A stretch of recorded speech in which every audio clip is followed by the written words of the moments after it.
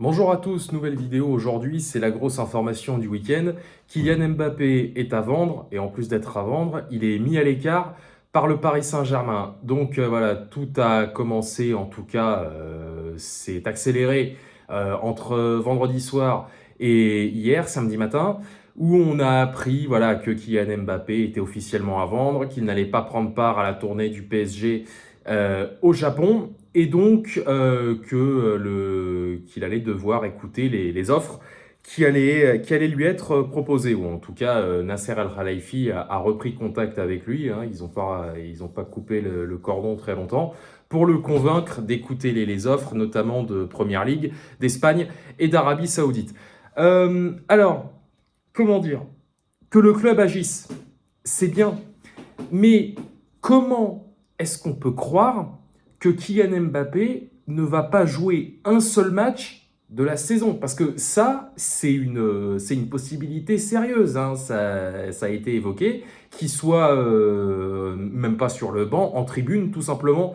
Pendant toute la durée de la saison, il a même intégré le loft là avec les Wijnaldum, Paredes, Draxler, etc., etc. Et cetera. Et même, je crois que Keylor Navas en fait partie. Nom de Dieu. Euh, donc voilà, ça, je n'y crois pas une seconde.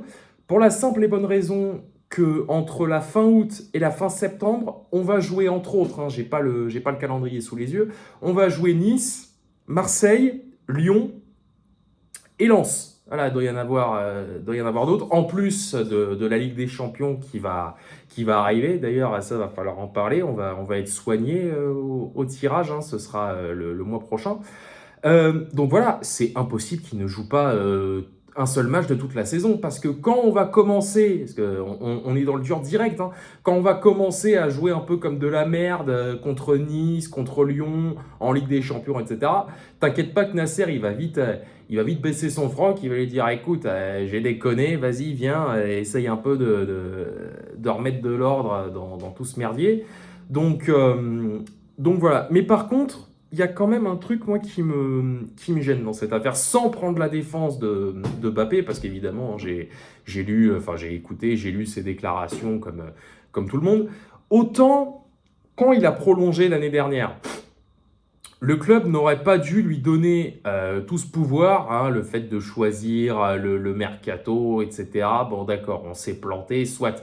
Mais quand il y a 4 ans, Neymar avait clairement exprimé ses envies de retourner au Barça et qu'il a été jusqu'à vouloir payer de sa poche pour y retourner, personne n'a rien dit. Voilà, le Cup, alors bon, eux, je leur pisse dessus, c'est pas ça le problème, mais au niveau de la direction, rien n'a été fait. Là, c'est Mbappé, donc tout de suite, voilà, il est traité comme un pestiféré. Ben non, il y a deux poids et deux mesures là. Pourquoi ce qui est fait pour Mbappé cette année n'a pas été fait pour Neymar il y a 4 ans?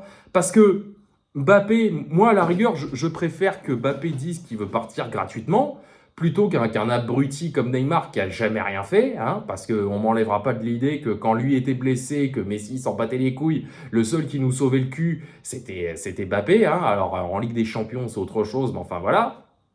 Euh, voilà, je préfère un Mbappé qui dise qu'il veut partir gratuitement plutôt que voilà un Neymar qui annonce qu'il veut payer de sa poche. Voilà, sans compter tous les extras, tout l'extra sportif, le poker, les blessures, etc., hein. Moi, j'ai un exemple concret de ça.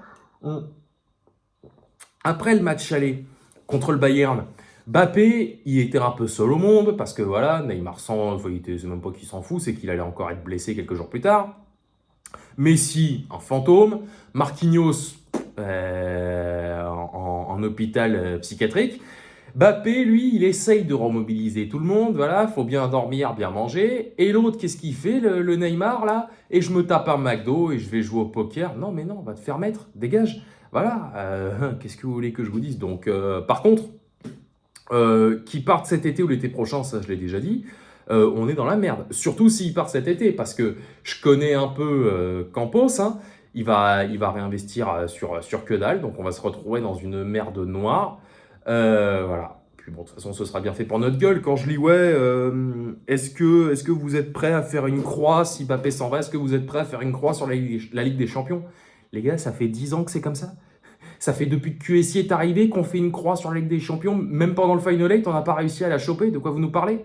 Vous déconnez ou quoi? Et pour en revenir vite fait à Neymar, j'ai quand même lu hier que ouais, il y a pas ce que le club fait avec Mbappé, il le fait pas avec Neymar parce que Neymar est irréprochable. Ah bon? Euh, alors, blessure, poker.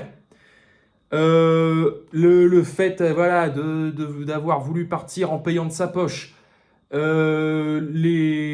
dire, enfin tout le reste, voilà, tout ce que j'ai cité. Donc ouais, Neymar irréprochable, vous le faites carrément exprès. Voilà, il est jamais là quand on a besoin de lui. Il est tout le temps blessé à la même époque, les huitièmes de finale de la Champions League, le carnaval à Rio, ça, je l'ai oublié aussi ça. Voilà, mais il est irréprochable. Bah écoutez, continuez les gars, il y a aucun problème. Et maintenant, l'avenir sans doute de Kylian Mbappé. Donc la piste la plus probable, c'est bien évidemment le Real Madrid.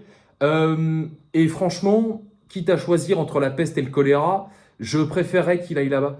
Parce que je ne vois absolument pas ce qu'il irait foutre en Première Ligue. Éventuellement à Manchester United, encore que, parce que Chelsea, ça m'étonnerait beaucoup qu'ils puissent le recruter avec tout ce qu'ils ont dépensé l'hiver dernier. Et Tottenham, bon, ouais. Franchement, qui voit Kylian Mbappé à Tottenham? Dites-le moi. Hein. Et l'Arabie Saoudite. Alors, comme c'est quand même un homme d'argent, hein, je me dis que l'Arabie Saoudite, bon, ça pourrait lui convenir parce qu'ils vont lui proposer un contrat et un salaire assez juteux. Mais de toute façon, l'Arabie Saoudite, va falloir en parler un de ces jours. Hein, ils font n'importe quoi et personne ne leur dit rien. Enfin bref.